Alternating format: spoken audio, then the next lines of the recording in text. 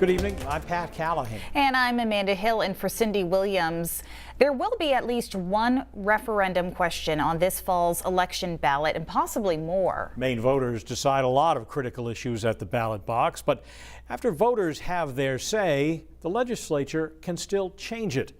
Now, a lawmaker who recently led one of the state's more controversial referendum issues is trying to make it harder for lawmakers to overrule the voters. Here's News Center Maine's Don Carrigan. The papers and names in these boxes have put the CMP corridor issue on the ballot for November.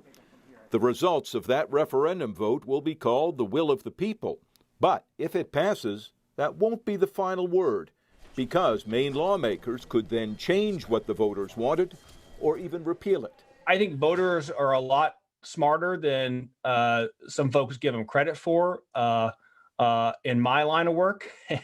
And they make very thoughtful and informed decisions. And I think that we ought to protect the will of the Maine people. Representative Kyle Bailey knows referendums. He led the one in 2016 to create ranked choice voting. 4 major issues were passed in referendum that year: ranked choice, marijuana, minimum wage, and a tax surcharge for schools.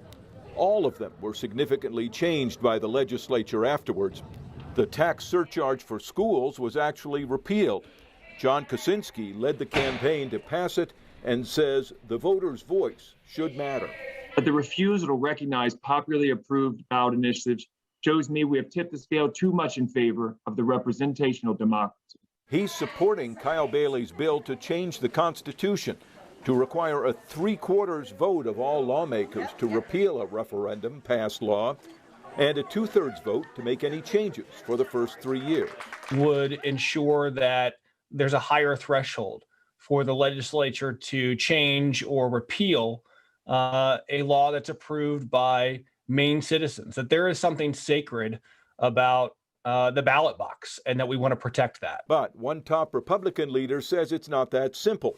Senator Jeff Timberlake says those referendum questions often need fixing, and the legislature has to do it. I know referendums that have gone out and we've come back and had to tweak them so that the departments could enforce them or make them legal. And those are things that have to be available to be done.